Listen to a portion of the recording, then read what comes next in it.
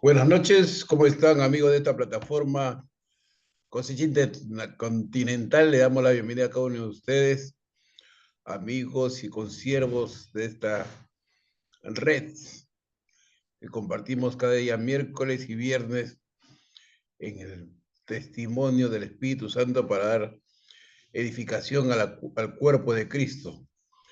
Y para mí es un privilegio, doble honor tener un hombre de Dios de una capacidad y sabiduría divina que viene enseñando y discipulando al cuerpo de Cristo con una enseñanza del bienestar, de la gloria de Dios. Es autor y escritor, conferencista internacional y una capacidad y una maestría para compartir las Sagradas Escrituras. Así que para mí es un privilegio compartir este escenario con el pastor Carlos Paredes, peruano radicado en Estados Unidos. Pastor, bienvenido, buenas noches. Amén. Buenas noches, ¿cómo taché? Amén, amén. Nuestro querido Un Heredia, gusto. allá por la tierra de Argentina. Qué gusto saludarte. Y bueno, nuevamente a Faustino, creo que él estuvo en alguna sesión anterior.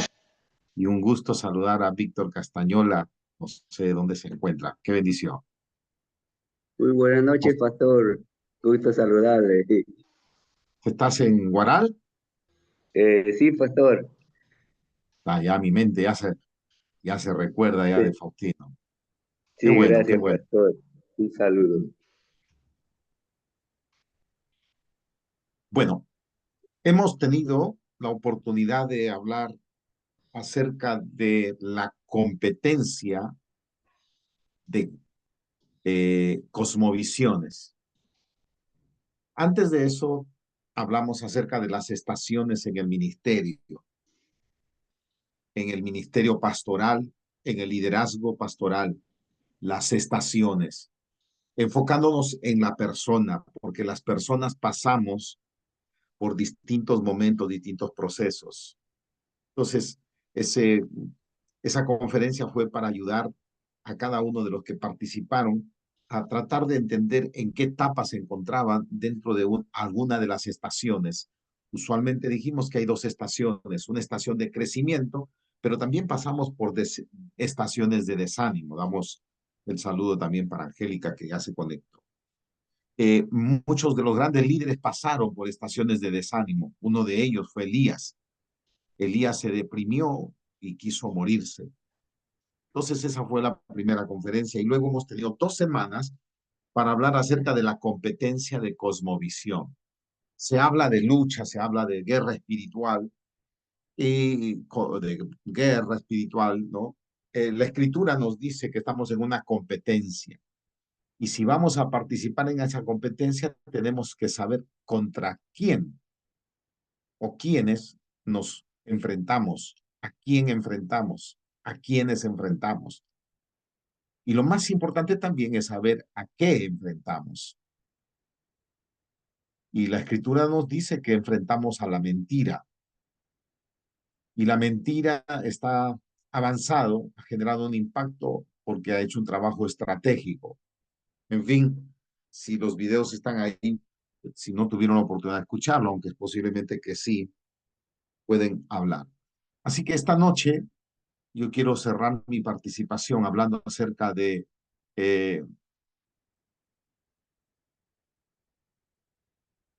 el potencial ilimitado de la iglesia. El potencial ilimitado de la iglesia. Este es más que una conferencia, es un espacio de diálogo, eh, porque es un espacio teológico y el tema teológico no es tanto para enseñarlo, es un tanto para dialogarlo y tratando de alinearnos a la parte de qué dice Dios. Hablar de teología es qué dice Dios. Usamos la Biblia, qué dice Dios, considerando siempre el contexto del texto, el contexto histórico, es decir, el texto dentro de su contexto y el contexto histórico para saber a quiénes le escribieron, en qué circunstancias se encontraban, en qué momento histórico vivían, cuáles eran las condiciones sociales, históricas, económicas que vivían para poder entender por qué un mensaje así. Por supuesto, considerar también el aspecto gramático, ya que fueron escritos en un idioma que no hablamos nosotros hoy, ¿no? La historia y la gramática, y siempre con la pregunta, ¿qué dice? El potencial ilimitado de la iglesia. Cuando Jesús funda su iglesia, la funda para que trate de ganar algunas almas, salvarlas de la eternidad, de la condenación eterna, liberarlas de las garras de Satanás y que se mantengan ahí sobreviviendo hasta su segunda venida, si no viene hasta la resurrección en su segunda venida, para que todos los muertos, como dice, resucitaremos. ¿Qué había en la cabeza cuando él dijo, estableceré mi iglesia y las puertas del Hades no prevalecerán? Así que vamos a revisar algunos textos. El texto de Mateo 16 es un texto muy importante, así que mantengan sus micrófonos prendidos y si pudieran estar con las cámaras abiertas igual, porque cuando dice, tú eres el Cristo, el Hijo del Dios viviente,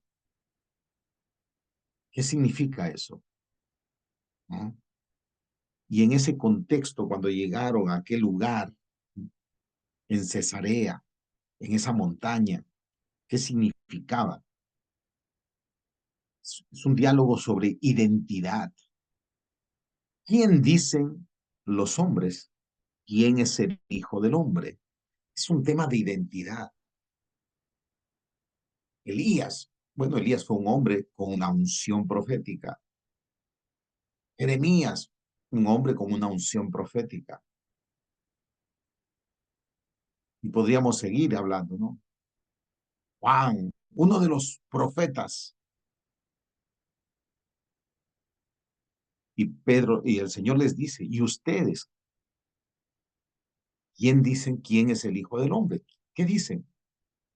Entonces, interesante el texto porque respondiendo Simón Pedro dijo, interesante, Simón el nombre de pila, de origen arameo que significa frágil, débil, inseguro, voluble, y toma el nombre que tenía y el nombre que viene a tener ahora en Cristo. Tú serás llamado Pedro, ¿verdad? Y le dice, respondiendo Simón Pedro, le dice, tú eres el Cristo, el Hijo del Dios viviente. ¡Wow! Esto es algo extraordinario, ¿no? Bienaventurado eres tú, le dice, ¿no? Bienaventurado eres tú.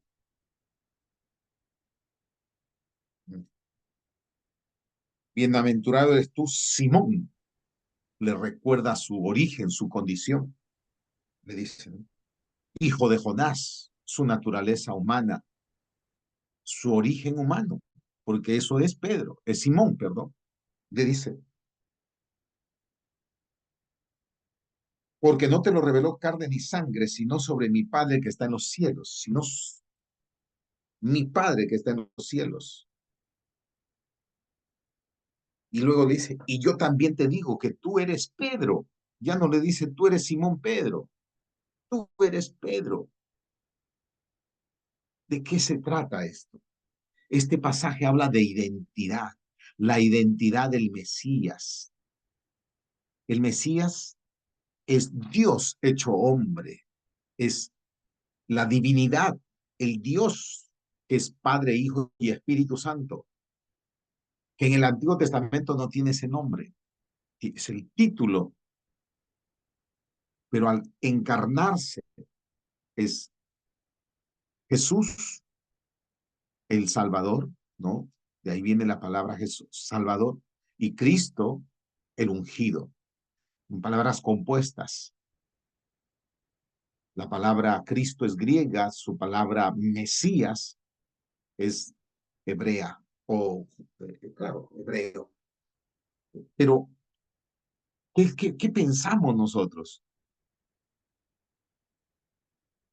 estamos pensando? Porque esta revelación la recibe Simón, el Simón Pedro, pero luego esta revelación se afirma en la nueva identidad de ya no Simón, por eso, y yo también te digo que tú eres Pedro.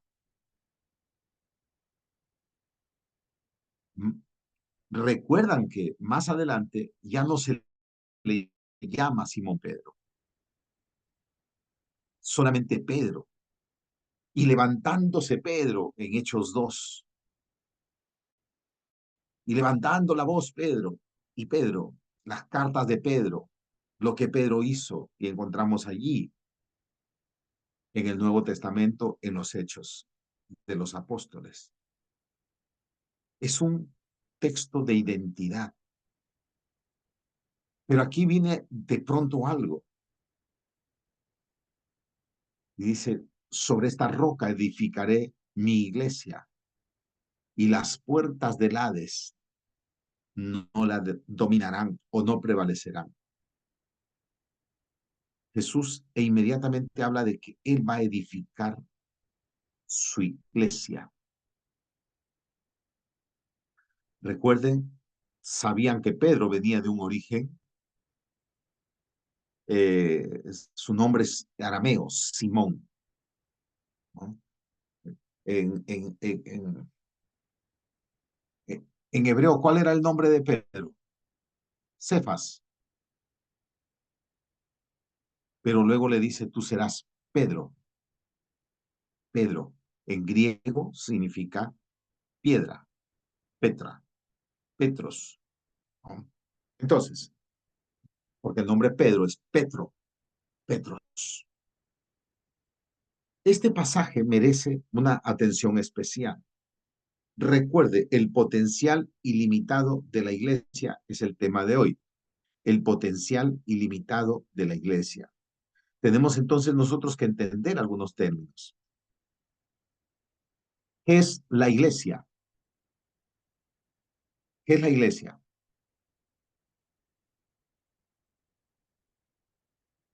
¿Por qué Jesús usa un término que no es usado dentro del mundo religioso o de gobierno judío? La palabra eclesía se translitera iglesia, significa asamblea. Eclesia en griego, asamblea en español. Y Jesús dice, estableceré mi iglesia, mi asamblea. Recuerden que Israel estaba dominada por el Imperio Romano, y el Imperio Romano había dominado y había generado lo que se llama el helenismo romano, que es la influencia del pensamiento griego que llevó a Roma a un nuevo nivel. Entonces, lo que Jesús está haciendo, está tomando una palabra del mundo de los griegos, la palabra eclesia. ¿Y qué cosa era la eclesia o la eclesía? Era la principal asamblea de la democracia griega. Quiero que escuchen eso. La palabra iglesia no era del contexto judío religioso. Tenían la palabra sinagoga, ustedes saben qué significa, tenían la palabra templo, tenían la palabra tabernáculo, asociadas a la liturgia y al estudio de la Biblia. Pero Jesús ahora dice, estableceré mi asamblea. Y lo hace en el contexto en que, por revelación, Pedro recibe el entendimiento que Dios está en la tierra, encarnado en la persona de Jesucristo, y que por lo tanto es el Mesías prometido, que habría que revisar todos los pasajes del Mesías, que es el niño que nacería para ser rey. Ojo con esto. Es el pasaje de Mateo 16. Y ahora Jesús, tú eres el Mesías, tú eres el Cristo, tú eres el Mesías, el ungido, que ha venido para recibir un reino, para reinar, como dice Isaías, el niño que nacerá, lo dilatado de su imperio no tendrá fin. Lucas capítulo 1, y ese niño que nacerá, el Señor Dios le dará el trono de David, su padre, y reinará.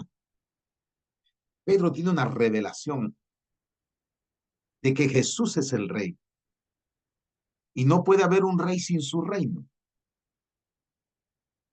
Y de pronto, este rey, bienaventurado eres tú, bienaventurado eres tú, Pedro, dice que va a constituir su asamblea. Su asamblea, no dice les voy a construir un templo, vamos a construir un tabernáculo, vamos a multiplicar las sinagogas. Él utiliza la palabra 2 veces, solamente 2 veces se utiliza la palabra iglesia. Y aquí es para referirse exactamente a la constitución de la asamblea. Y la otra, dilo a la iglesia. ¿No? Dilo a la iglesia. Recuerdan el contexto de la otra cita que se habla de la palabra iglesia. Entonces, pastores, tenemos que entender la palabra iglesia. ¿Qué es la iglesia? Y para entenderla tenemos que ver el trasfondo histórico de la palabra. Tenemos que ver el contexto de la palabra iglesia. Jesús realmente se está copiando de los griegos. Entonces les digo que los reinos, básicamente en Grecia, desde el siglo VIII, el reino de Grecia, que conquistó muchos lugares, en aquel momento era pequeño, pero ya para el siglo V había crecido. Ese reino estaba dividido en ciudades llamadas ciudades-estados. Y en cada ciudad-estado había una asamblea, es decir, una iglesia en cada ciudad-estado. Y era la principal asamblea de la democracia griega. ¿Qué quiere decir? Entendamos un poco el contexto histórico, ¿no? Para poder entender quién es la iglesia, qué es la iglesia, qué es el ministerio, qué es lo que debe hacer, ¿no? La asamblea griega eran los llamados y formaban parte todos los ciudadanos del reino. Eran ciudadanos del reino, pero eran habitantes de Atenas, habitantes de Éfeso.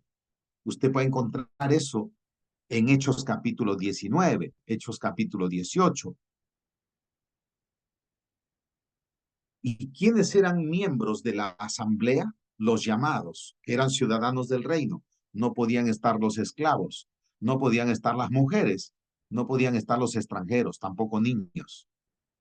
Eran ciudadanos del reino.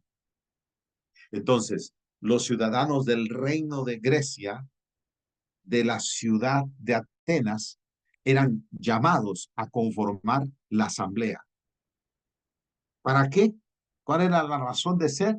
¿Cuál era el rol de la iglesia, de la eclesía, de la asamblea griega? ¿Para qué existía? ¿Cuál era su rol, su función? La razón de su existencia para el nombramiento de magistrados para que ejerzan gobierno. Es decir, se reunían todos ellos y nombraban entre ellos, por ejemplo, a los magistrados. Los magistrados elegían a su vez a los miembros del llamado Areópago, que era un tribunal supremo.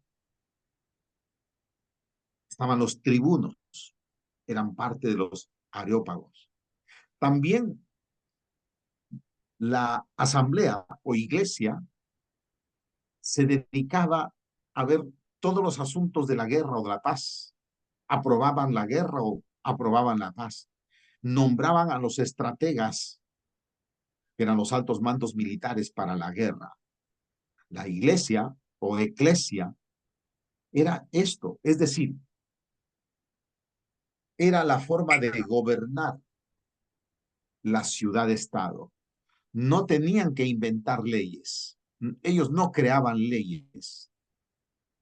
Ellos gestionaban una administración de la ciudad, asuntos de la ciudad. Ellos no atendían asuntos personales. Para los asuntos personales estaban los tribunos, los miembros del Areópago. Recuerda usted en Hechos que Pablo tuvo una oportunidad de estar en el Areópago, ¿verdad? En el capítulo 18, capítulo 19, en el famoso alboroto de Éfeso. A ver. Eh,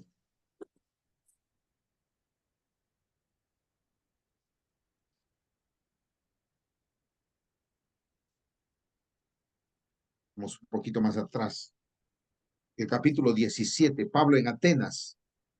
En Hechos 17, Pablo llega, ¿no es cierto?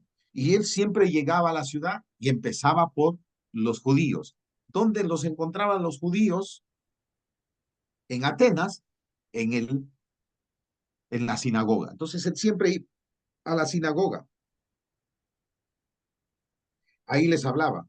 Entonces, capítulo 17, 16, mientras Pablo los esperaba en Atenas, su espíritu se enardecía viendo la ciudad entregada a la idolatría. Bueno, era una ciudad, eran paganos, eran idólatras, tenían dioses antropomorfos, eran politeístas, tenían muchos dioses. Así que discutía en la sinagoga con los judíos y piadosos, pero también dice, y en la plaza cada día con los que concurrían, algunos filósofos, etcétera, ¿no? Así que algunos lo escucharon, ¿qué querrá decir? Y dice, y lo trajeron al Areópago. En el Areópago estaban los tribunos, gente que conocía leyes, gente que conocía las leyes del reino. ¿Mm? Y lo trajeron delante de el Areópago, diciendo, y ahí él estuvo, disertó con ellos. Recuerdan que ahí había finalmente un tal Dionisio el Areopagita, ¿no? Bueno, lo dejo eso ahí, pero para que entender, porque está en los hechos. Ahora, vamos al capítulo 19 y el famoso alboroto de Éfeso. Se predicó en Éfeso, sabemos todo lo que sucedió, y dice que Demetrio y los plateros se levantaron y empezaron a hacer argumentos porque su negocio estaba yendo en quiebra, porque los templecillos que ellos vendían, artesanía en honor a la diosa de los efesios, a Diana, el negocio bajó porque la gente dejó de comprar al dejar la idolatría. Entonces, eh, los llevaron, dice, hasta el anfiteatro, ¿no? Cuando oyeron estas cosas, se llenaron de ira y gritaron diciendo, grandes diosa, Diana, diosa de los efesios, ¿no? Entonces, qué interesante. La ciudad se llenó de confusión y a una se lanzaron al teatro, arrebatándolo a Gallo y Aristarco, macedonios, compañeros de Pablo. Pablo quería salir al pueblo, pero los discípulos no lo dejaron. También algunas de las autoridades de Asia, que eran amigos suyos, le enviaron recados rogándole que no se presentara en el teatro. Unos pues gritaban una cosa y otra cosa porque la iglesia, ahí en el griego es la iglesia, la asamblea, estaba confusa y la mayoría no sabía por qué se habían reunido. Mire, lo que les estoy diciendo. La historia muestra que cuando habían asuntos, se congregaba la asamblea para deliberar los asuntos, para hablar y ver qué estaba dentro del marco de la ley de su reino y qué estaba afuera, y si eran competentes ellos para tratar el tema. Entonces, dice, no sabían de qué se trata el asunto, ¿ok? Hubo gritos y todo eso, ya conocemos la historia. Finalmente, dice el verso 35. Entonces, 19. El escribano, cuando apaciguó a la multitud, dijo, Efesios, ¿y quién es el hombre que no sabe que la ciudad de los Efesios es guardiana del templo de la diosa Diana y que la imagen es que la imagen venía de Júpiter? Puesto que esto no puede contradecirse, porque eso es por ley, es la ley de ellos, puesto que eso no se puede contradecir, ¿no? Es necesario que os apacigüéis y que nada hagáis precipitadamente, porque habéis traído a estos hombres que no son sacrilegos, ni blasfemadores de vuestra diosa, que si Demetrio y los artífices que están con él tienen pleito alguno, audiencias se conceden y procónsules hay, ¿no? Tienen los tribunales, acúsense los unos a los otros. Y si demandáis alguna otra cosa, en legítima asamblea, la palabra en el griego es en legítima asamblea, significa acá en nuestro español, en legítima eclesia, es decir, en una convocatoria para que todos los miembros, los ciudadanos del reino, no esclavos, no extranjeros, no mujeres, se constituyan en eclesía, en asamblea, se puede decir o se puede decidir. Pues hay peligro de que seamos acusados de sedición por esto de hoy, ya que no existe causa alguna por lo cual podamos dar razón de este alboroto. Y habiendo dicho esto, despidió a la asamblea, está en nuestro español, que significa en griego eclesia. Entonces, cuando Jesús dice, estableceré mi iglesia, ¿qué está diciendo? ¿Qué pasó por la mente de los discípulos? Justo en el momento en que Jesús afirma la declaración de Pedro. La declaración de Pedro es que tú eres el Mesías prometido, el Cristo, el ungido, la esperanza mesiánica, que lo encontramos en el Antiguo Testamento, y que sería aquel que se sentaría en el trono para reinar. En el contexto de que tú eres el rey, y si tú eres el rey, hay un reino. Quizás ellos no entendían si se trataba de Israel mismo. Más adelante Jesús les dijo que no se trataba de Israel, pero sí es un contexto en donde se hace una declaración, tú eres el rey. Y si hay un rey, hay un reino. Y ese reino se va a gestionar, a administrar, va a tratar los asuntos por medio de su asamblea, su propia asamblea, su iglesia. Toma una palabra del contexto histórico que ellos vivían, los discípulos entendían de qué se trata, Él es el rey, entonces hay un reino, Él venía hablando que el reino de los cielos se ha acercado, tal vez no entendían a plenitud, pero ahora sí, ellos dicen, wow, entonces vamos a tener nuestro propio sistema de gobierno de la ciudad, porque la iglesia no era una asamblea con carácter de atender a personas y con un enfoque litúrgico. En el contexto de ellos, lo litúrgico estaba en el tabernáculo, en el templo y en la sinagoga. Históricamente para ellos era la asamblea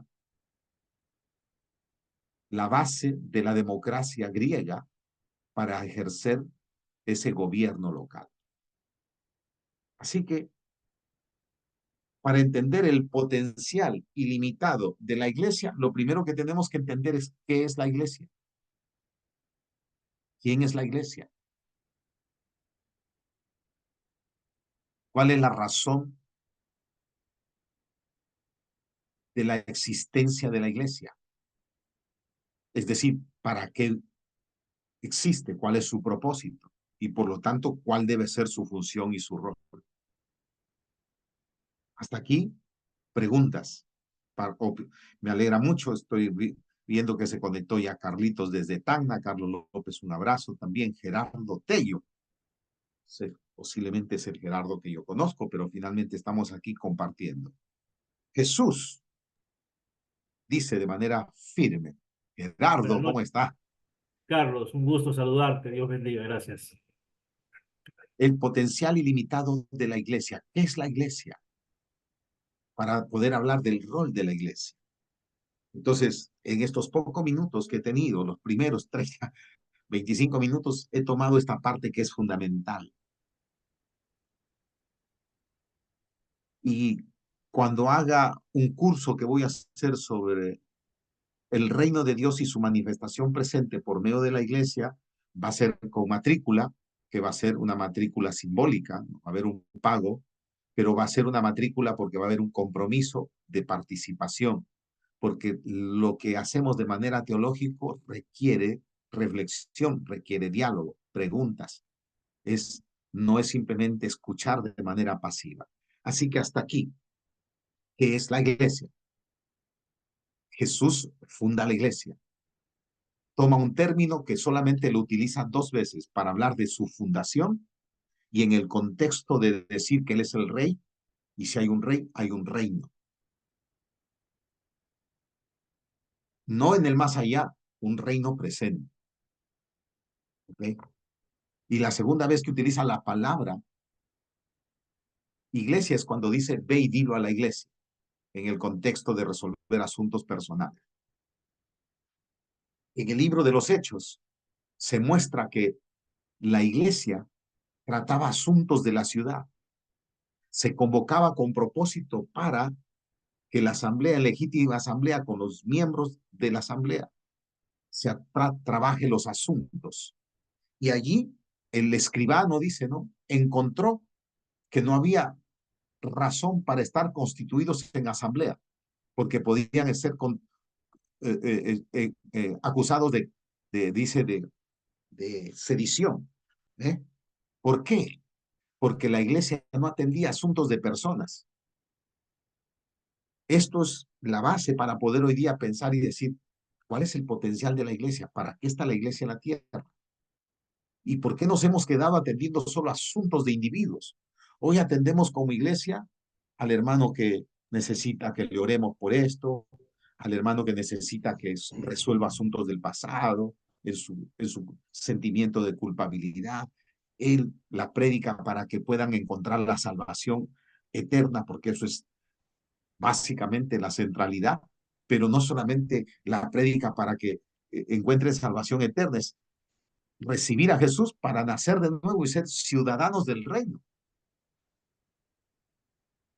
¿Cómo llegamos a ser ciudadanos del reino? ¿Qué le dijo a Nicodemo? Si no naces de nuevo, no puedes ser ciudadano del reino, ¿verdad? Entonces, ¿qué es la iglesia? ¿Alguien quiere aportar? Estamos Si aquí. la iglesia es, perdón, pastor, la iglesia es la asamblea que está constituida para tratar asuntos de una ciudad, ¿no es cierto? Para tratar asuntos de una ciudad y ya va más allá de las perspectivas de iglesia como lo estamos concibiendo ahora, pues. Mm, O sea, Gracias, Heredia. no es la Es, no es la concepción de lo que nos muestra la esencia, ¿no? De lo que es la iglesia, ¿no? la iglesia tiene el rol de que el reino, los principios, las leyes del reino de Dios se ejecuten en esta tierra. Para esa es la función de la iglesia, ¿no? Que los principios, las leyes del reino. Por eso le dice, y a ti te daré las llaves del reino de los cielos. Y habla que al nacer nosotros somos ciudadanos del reino de los cielos. Recuerda, Nicodemo, no puedes entrar al reino si no naces de nuevo. No puedes ver el reino si no naces de nuevo. Entonces, dice, nos ha librado de la potestad de las tinieblas y trasladado al reino de su amado Hijo. Nosotros somos ciudadanos del reino. Así que nosotros tenemos el derecho de ser miembros legítimos de la iglesia o la asamblea. Ahora tendríamos que entrar al siguiente rol, ¿no? ¿Para qué? ¿Para qué? Y entonces, permítanme avanzar un poquito, para que no nos vaya a ganar el tiempo esta noche y me quede a medias. Entonces, esto es lo que hacía la iglesia o la asamblea griega, por supuesto. Pero ¿qué es lo que Jesús está esperando que su iglesia haga? ¿Y qué ha dejado de hacer la iglesia? Para los discípulos era, ok, tú eres el rey. Y ellos murieron porque ellos predicaban que por encima del rey, del trono que reinaba en Israel, que eran reinos usurpadores, falsos, porque ya el reino de Israel había sido desechado. Por eso es que le pregunta, ¿restaurarás el reino de Israel? Ya el reino de Israel había sido desechado, ¿no? Entonces, tenemos nosotros que mirar lo que está en la Biblia. Y lo que está en la Biblia es que le dijeron, nosotros no podemos dejar de obedecer al rey. Juzguen ustedes, ¿a quién obedecemos? ¿A ustedes? Eran las autoridades judías, civiles y religiosas, porque los ancianos son, desde siempre fueron como el poder, ¿cómo se llama? Legislativo, los ancianos, los príncipes de cada una de las tribus, porque cada tribu tenía sus príncipes, eran un poder ejecutivo, eran los príncipes, la palabra es los arqué, el que gobierna, el gobernador, eran gobernadores. Esa es la palabra arqué. Pero dice que Dios ha puesto a Cristo, lo ha levantado como príncipe y salvador. Él es ahora el que gobierna y nosotros tenemos que obedecerlo. Y ese fue el mensaje. Y ya llegamos más allá al capítulo 16 de los Hechos, cuando dice, esto que trastornan el mundo. ¿Y qué trastornan? Con un mensaje. ¿Y cuál es el mensaje? Que hay otro rey por encima del César. En el capítulo 17, esto que trastornan el mundo entero. 17:6. Esto que trastornan el mundo entero, también han venido acá, y Jasón los ha recibido. Todos ellos contravienen los decretos de César, diciendo que hay otro rey, Jesús. Diciendo que hay otro rey, Jesús. Entonces, la iglesia, nos tenemos que ir a la pregunta nosotros, si la iglesia que Jesús establece es una asamblea y existe por causa del reino, el reino de Dios, con Jesús como el reino aquí en la tierra,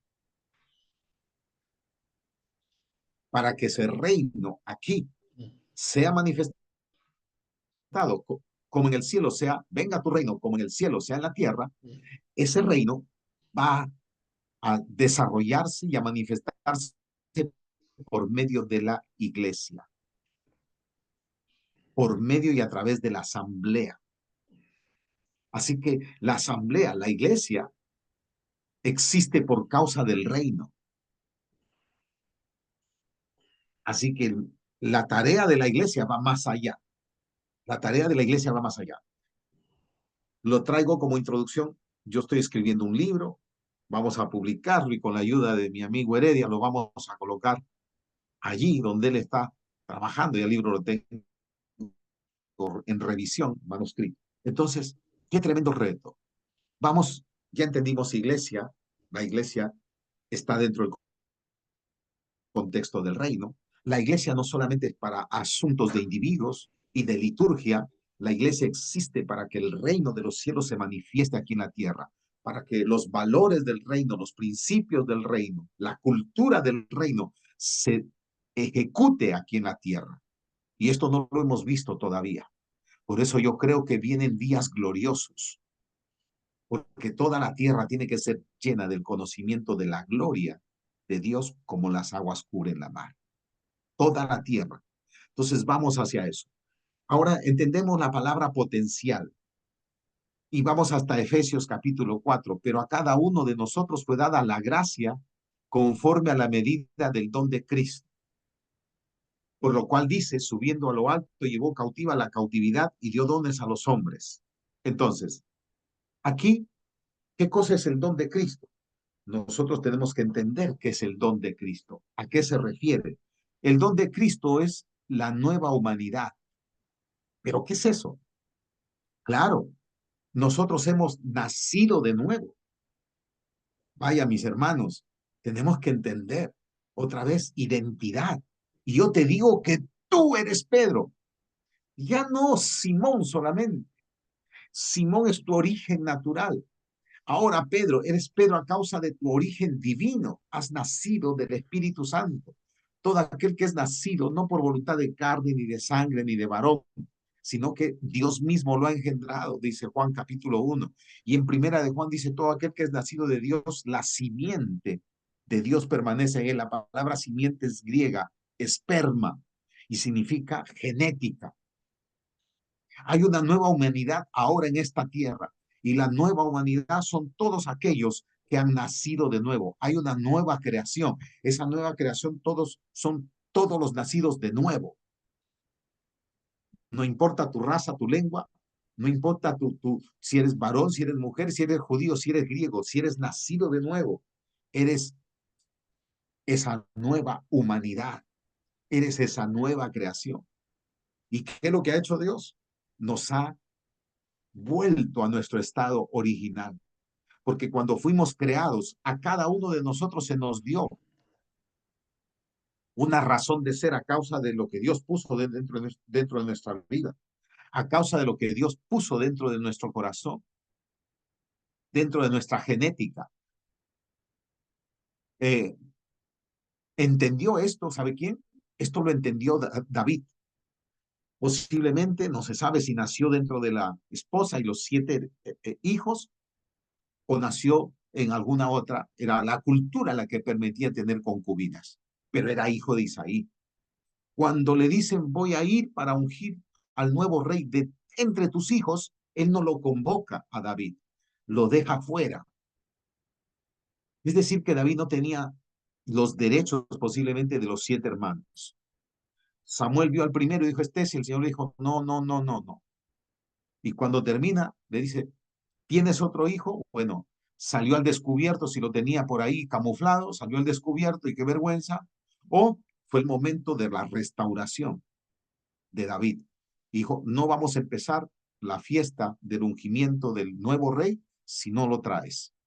Entonces vino David y fue ungido. Por eso es que David dice, tú me formaste, tú me pensaste, tus pensamientos me son maravillosos. Es decir, venimos a esta tierra diseñados.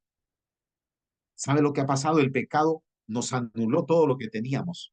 Pero al nacer de nuevo en la nueva humanidad, hemos sido restaurados. Por eso que Jesús es el restaurador. No solamente es el Salvador, sino es el restaurador, el renovador, el sanador. Entonces hemos sido restaurados. Por eso dice a proclamar el año agradable del Señor. ¿Qué significaba el año agradable del Señor en la ley judía?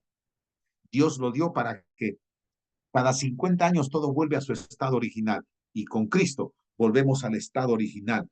Pero no solamente al estado original, sino que la gloria postrera será mayor primera. Hay algo más. No solamente hay una nueva humanidad, sino que Dios dio dones a los hombres. Mire lo que dice. Entonces, el don de Cristo es la salvación en Cristo Jesús, es el regalo de Dios. La palabra don es regalo. ¿Y cuál es el regalo de Cristo? La salvación. Pero no solamente es una salvación limitada que nos salva perdonándonos del pecado y regalándonos la eternidad. No, nos da la condición de nueva humanidad. Ya no somos gusanos, ya somos nuevas criaturas y la genética de Dios está en nosotros. Podremos cortarnos y sacar sangre y va a salir. Yo pues tengo descendiente incas, ¿no? Me sale en mi genética, yo tengo prácticamente el 50% de descendencia inca, pero el otro 50% lo tengo entre españoles porque mis bisabuelos fueron españoles, ¿no? La mezcla por ahí entre españoles y franceses, así es. Y me aparece por ahí eso en mi genética. Me puedo cortar y aparece eso, pero ahora tenemos una nueva humanidad porque hemos nacido, hemos sido engendrados por Dios y hemos nacido de nuevo.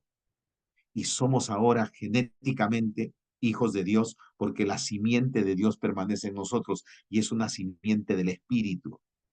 Y ha santificado nuestro cuerpo, por eso que nuestro cuerpo es el templo, la morada de Dios en la tierra, templo. En el Antiguo Testamento había que hacer un santuario, el santuario que tenga su lugar santo. Y el lugar santo, el arca del pacto, para que la presencia de Dios esté.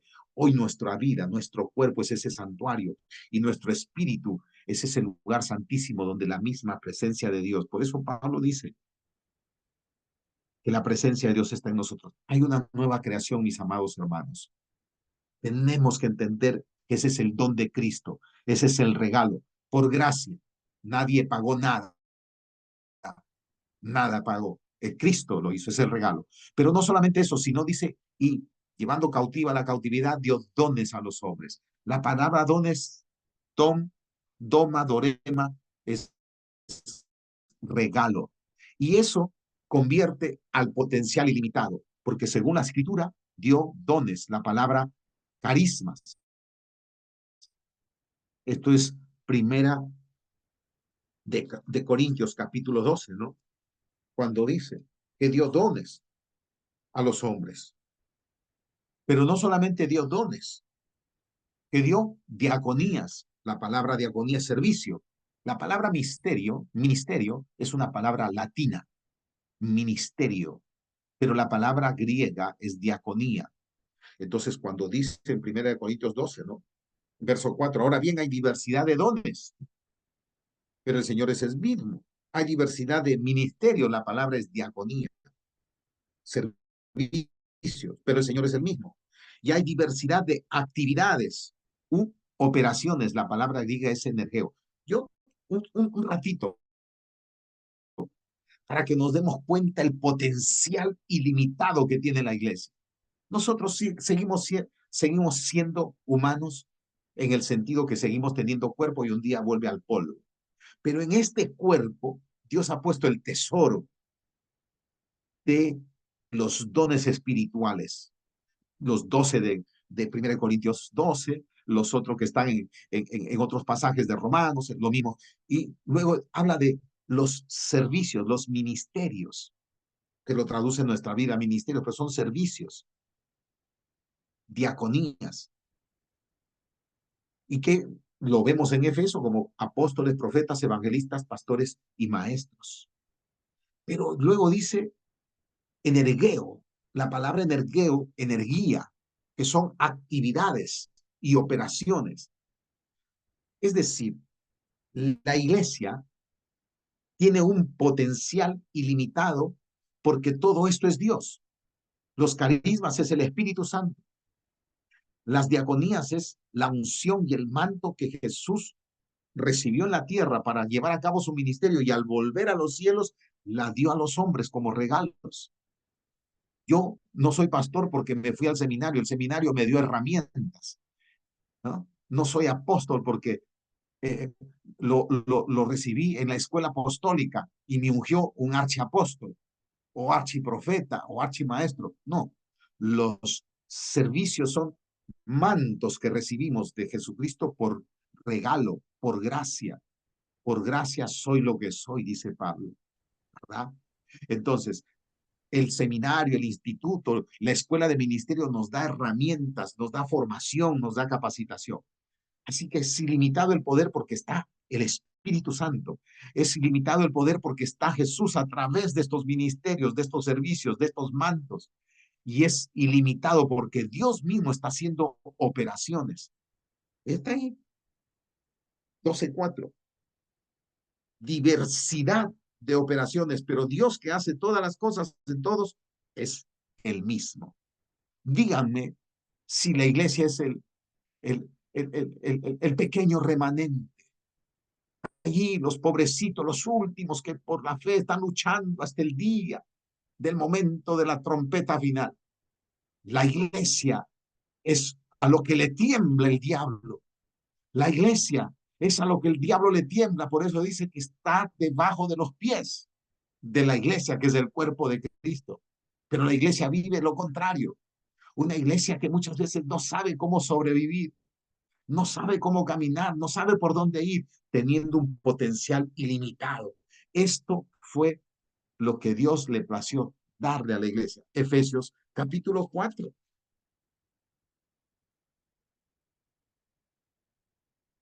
Y termino y entramos a la parte de preguntas.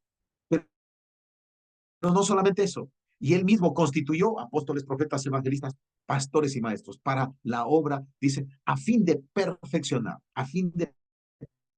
perfeccionar para la obra del ministerio y la edificación del cuerpo de Cristo. El potencial lo tenemos. El potencial es ilimitado. Pero hay alguien que dijo que el cementerio es el lugar donde está la riqueza más grande en la tierra. La riqueza más grande en la tierra no está allá en la mina de oro, la mina de esmeralda, la mina de cobre. El potencial más grande está en el cementerio, porque en el cementerio está todo aquel potencial que Dios le regaló al hombre. Ojo con eso. Todo ese potencial que Dios le dio en la nueva humanidad al hombre, donde nos dio lo que desde el comienzo nos había dado. Esos hombres que según el Edén, ¿no? Y todavía hay casi 2000 años de testimonio, que vivían 800, 900 años. ¿Mm? Esa nueva humanidad.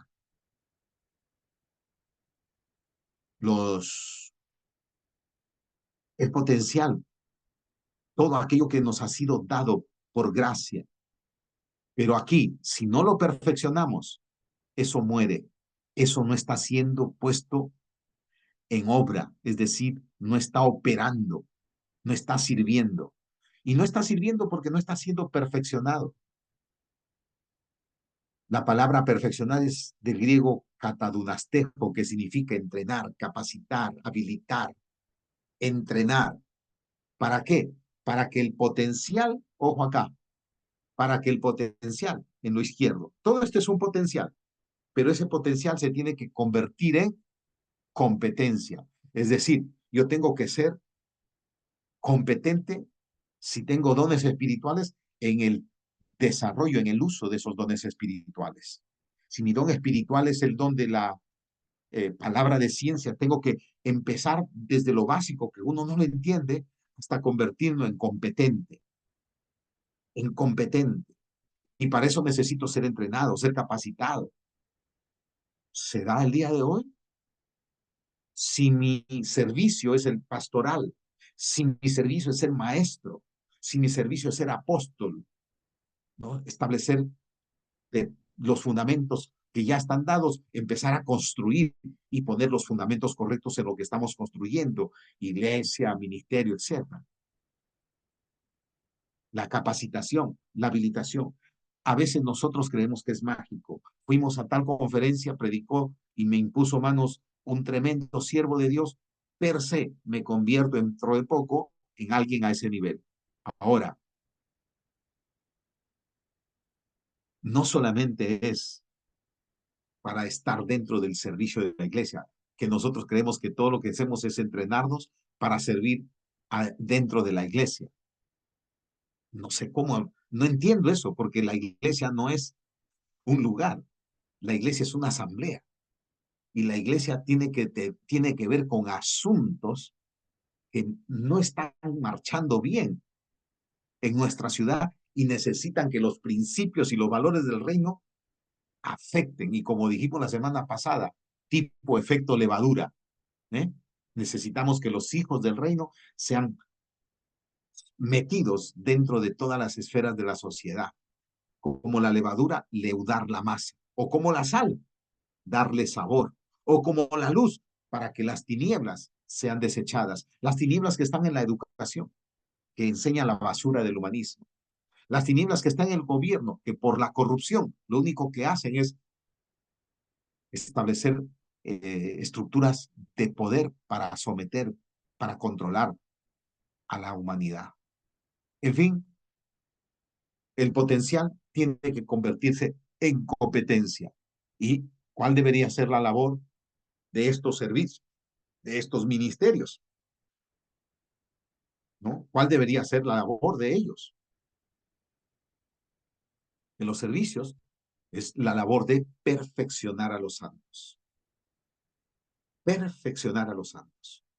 Es decir, ofrecer entrenamiento, ofrecer capacitación, ofrecer procesos de habilitar hasta que se conviertan en peritos en aquello que ha sido el potencial dado, tanto el potencial natural como el potencial espiritual. Hasta ahí voy a llegar por la hora y vamos a dialogar sus preguntas, sus inquietudes, y también acabo de ver un rostro amigo que se llama mi amigo Serapio, pastor desde Oxapampa. Tremendo, qué belleza ver ahí atrás ese fondo. Muy bien. Heredia, estamos aquí expuestos vamos a a un discutir, ciclo de algunas preguntas, de algunas inquietudes. vamos a Así es. discutir, algo anda mal.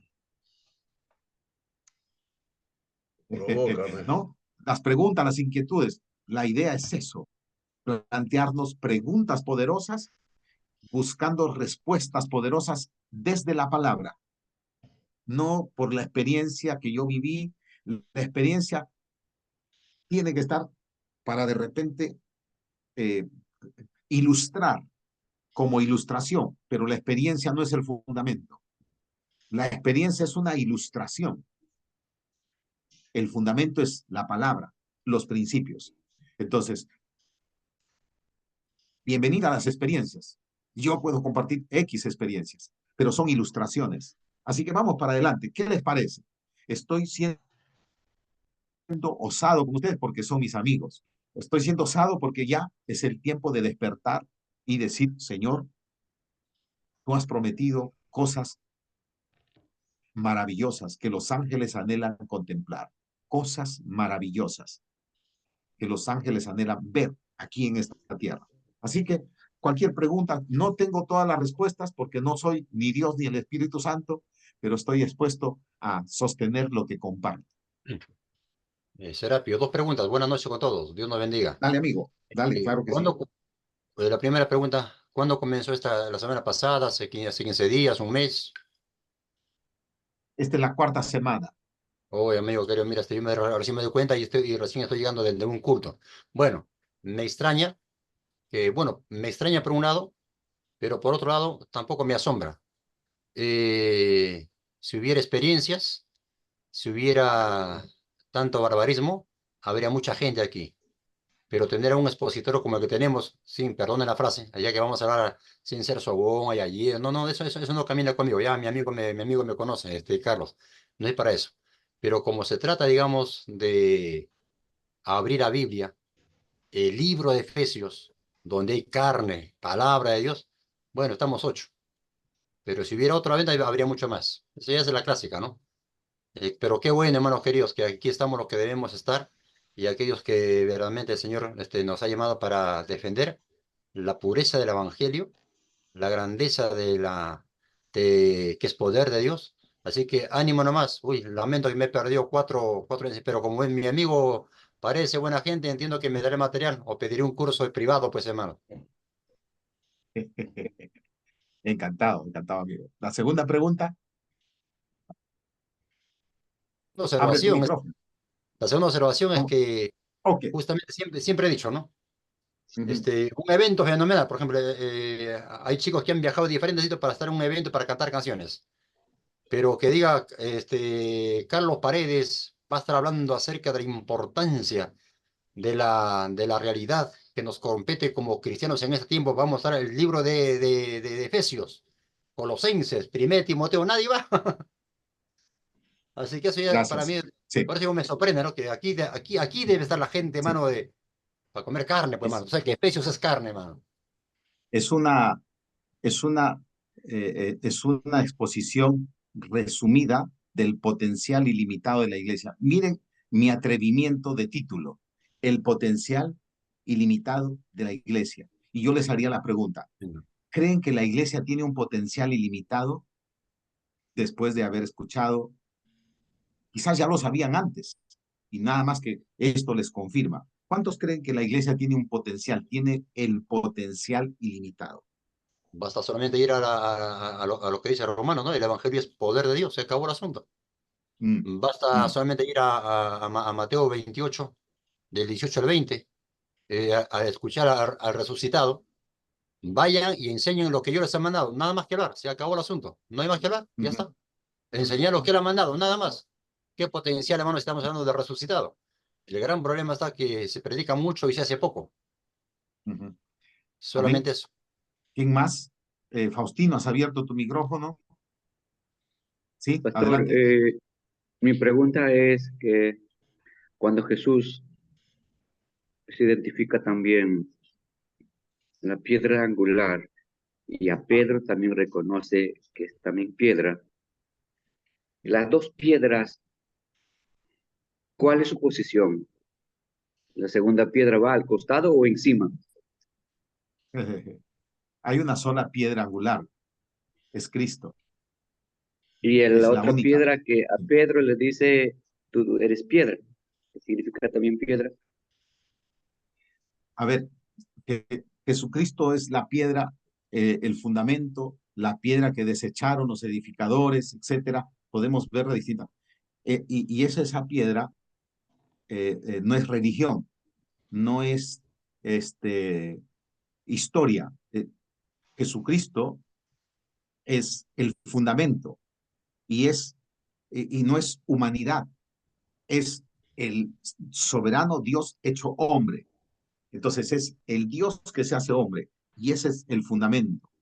Ahora, para poder ser sobreedificado sobre ese fundamento, no puede ser sobre Simón. Tiene que sobreedificarse el Pedro, no el Simón. El Simón es su naturaleza humana, la cual no va a poder encajar. Es como decir, yo quiero soldar madera con hierro. No se puede. Solo hierro con hierro puede fundirse. Entonces, la única manera en que nosotros podemos ser parte de la iglesia es por el nuevo nacimiento, al tener la nueva naturaleza, al nacer del Espíritu, al tener la genética de Dios. Entonces, podemos entrar allí sobre esa misma, ¿no es cierto? Y amalgamarnos. Entonces, Simón no puede amalgamarse, pero desde el comienzo Jesús, el sermón, el mensaje en Juan es una cosa impresionante. Tú vienes a mí en tu condición humana, frágil, débil, inseguro, inestable. Conmigo vas a ser transformado. Tú serás llamado Cefas o Pedro. Vas a ser seguro, estable, firme, confiable. Y eso no se dio hasta un momento en que se manifestó. Y el Pedro, que era el timorato, el inseguro, de temperamento efusivo, pero echaba la carrera, fue transformado. Esa es la nueva naturaleza. Y ahí se viene esa fundición. Entonces, ni al costado, no, sino sobreedificado, pero que se funde en uno solo. Amén, pastor. Eh, Eso en mi, quería len- entender, gracias. en mi lenguaje Buenísimo. serrano, hermano, en mi lenguaje serrano para entenderme. Jesucristo viene a ser la roca inmovible, el fundamento. Jesucristo. Pedro, Faustino, Adrián, Heredia, Paredes, somos piedras pequeñas sobre la roca, sobre el fundamento. Mm, ok. ¿Quién más? El potencial ilimitado de la iglesia. Qué lindo. Tatana, Tauzapampa, Taldima, no sé qué más lugares, pero qué bonito estar juntos ahí. En México, Argentina, ahí, por supuesto. hermana Ilalí Castillo. Ah, qué lindo, Aidalí. México, Estados Unidos ahora y también, por supuesto, Argentina. El potencial ilimitado de la iglesia. Amados pastores, amigos, realmente la crisis de identidad nos hace vivir una crisis de propósito. Si nosotros no tenemos esa identidad clara de quién somos en Cristo Jesús, quién es la iglesia y que la iglesia existe por causa del reino. Y hay un propósito más allá de solo salvos, ¿no es cierto? Y es que el reino, Jesús ese fue. Ustedes tienen que pedir, venga a tu reino y hágase tu voluntad. Y como es en el cielo, sea aquí en la tierra. Y ese es el trabajo, el rol de la iglesia, no del pastor, o del profeta, o del apóstol. No, es la iglesia. Y la iglesia tiene un potencial ilimitado. Y lo que debemos hacer es entrenar, preparar, que todo ese potencial ilimitado que tiene la iglesia pase a ese nivel de competencia para ser competente. Pablo lo anima a Timoteo y le dice, competente, tú eres competente, tú ya estás en un grado de competencia, no tengas a poco lo que tú eres, lo que tú tienes la capacidad de hacer. Y él identifica competentes en otras áreas también, ¿no? Como el caso de Si, Apolos y todos ellos. Heredia. si nos planteamos, ¿no? O sea, si la realidad de la iglesia y la falta de identidad, la iglesia es una asamblea. Esta asamblea tiene un propósito. A través de los dones y ministerios que hay dentro de esta iglesia, es expandirse hacia la ciudad. Hacia la ciudad. O sea, la iglesia está para pastorear la ciudad, está para ministrar la ciudad, alcanzar la ciudad en sus diferentes esferas sociales donde está esta asamblea para la ciudad. No está la iglesia, no está la iglesia para hacer una iglesia de cultos. Dice que esta asamblea se reúne para hacer planes estratégicos. Tiene una estrategia, o sea, tiene un planteamiento, un propósito, una estrategia para llevar sus dones hacia la ciudad, hacia influenciar la ciudad. Y nosotros hemos invertido, hemos invertido, ¿no? Ahora nosotros queremos traer la ciudad al culto, la ciudad a la reunión, ¿no? Entre comillas, de las cuatro paredes. Queremos que la ciudad venga a nosotros y es que nosotros tenemos que ir afuera. Entonces, Así es.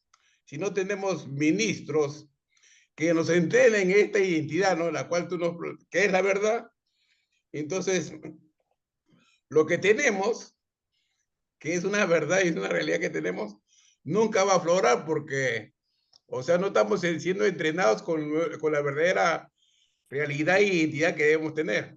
Entonces, la falta de identidad de lo que debemos, de lo que somos y lo que tenemos y el propósito por el cual debemos y estamos aquí en esta tierra, o sea, Dios nos ayude, ¿no? A que podamos tener el entendimiento y la luz pertinente para trabajar en eso y trabajar en eso. Trabajar en eso. Trabajar en eso. Así es. Porque yo te puedo decir, ¿no? O sea, yo te creo, yo creo eso porque yo lo he experimentado.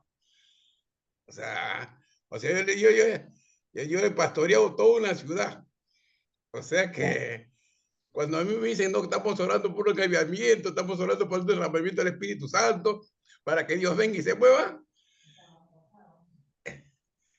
es una fábula, eso es una fábula, hermano. Ya tenemos esa humanidad divina, ¿no? Ese potencial divino, ¿no? O sea, nosotros debemos explotar. O sea, si la iglesia estaba, el testimonio era, estos son los que transforman, los que trastornan, los que producen el cambio, ¿no? Los que traen el cambio, los que influyen, los que establecen al nuevo rey y el nuevo gobierno del reino de Dios, en donde se expande en esa influencia. Entonces a veces nosotros estamos como mendigos, rogando a la gente, estamos como mendigos, ¿no? Y no es así, pues, ¿no? O sea, hay un rey, hay un gobierno y hay una constitución y tenemos que movernos bajo ese cuadro, ¿no? Que ya está marcado en la palabra. Que está marcado en la palabra. Exactamente. Mira, cuando Pablo habla en 2 Corintios, capítulo 10, en verso 4, cuando dice, porque las armas de nuestra milicia, la palabra griega es la palabra estrategias, porque dice, las armas de nuestra estrategia no son carnales, sino poderosas en Dios. Entonces, tú acabas de tocar un punto al decir, ¿no? La asamblea griega, ellos, la asamblea, como lo hemos visto, eran los ciudadanos, la legítima asamblea eran porque eran ciudadanos. Nosotros ya somos ciudadanos del reino. Nosotros somos hijos del reino, semilla del reino, ciudadanos del reino, las parábolas del reino. La semilla del reino son los hijos del reino. La buena semilla somos nosotros. Y Dios nos ha sembrado en su campo, dice. Y su campo es el mundo. Su campo no es la iglesia. Somos la iglesia sembrada en este mundo. Es la parábola, ¿no? Y en ese mundo tenemos que resplandecer. Por eso dice, delante de una generación perversa y maligna. Allí tenemos que resplandecer. Entonces, pero no podemos ser ingenuos de mandar a nuestra gente para que con las mismas estrategias del mundo hagan las cosas, porque van a ser envueltos rápidamente, ¿no? O participar ya en cualquier área que sea. Hoy en día hay mucho tema en lo político, por ejemplo. Y sí, vamos a ver, de repente está por ahí metida con algún partido que tiene ciertos principios y valores más o menos alineados. Pero, bueno, ¿con qué estrategia se va a mover? Dice las armas de nuestra estrategia. Está traducida como milicia la palabra estrategia. ¿Por qué? Porque en el contexto, la asamblea, la eclesía griega, que era la base de la democracia, del gobierno de la ciudad-estado, ellos establecían, definían las estrategias. Entonces, hoy nosotros nos preguntamos, ¿qué estrategias tiene la iglesia para impactar, por ejemplo, la sociedad, para impactar los medios de comunicación que son lamentablemente donde promueven la basura de todo lo más bajo? Si ustedes buscan el ranking de las 10 canciones más escuchadas, son esa canción que canta el descerebrado ese de Bad Bunny, ¿no? Y su letra es puro erotismo, pero son las canciones más escuchadas. Y hoy también quieren hacer, ¿cómo se llama eso? Reggaetón, creo, había alguien que está más actualizado el reggaetón. No, no, eso es reggaetón, el perreo, esas basuras. No, no, creo que es reggaetón, porque una cosa es el reggae y otra es el reggaetón. Esa música, entonces, no, como tú decías, en vez de llevar nuestras estrategias de nuestros principios y valores y meterlos a nivel de la sociedad, en sistemas de justicia, en sistemas educativos, en los sistemas, miren cómo está el sistema judicial en el Perú, el Ministerio Público, cómo están los medios de comunicación diciendo mentiras, alabando a los mentirosos, a los podridos y atacando a la gente que quiere andar de bien. No nos podemos quedar solamente de este lado de la condena, del juicio. El Señor dice, sí, no, ustedes se están equivocando. Mi iglesia ha sido establecida y las puertas del Hades no prevalecerán contra ella.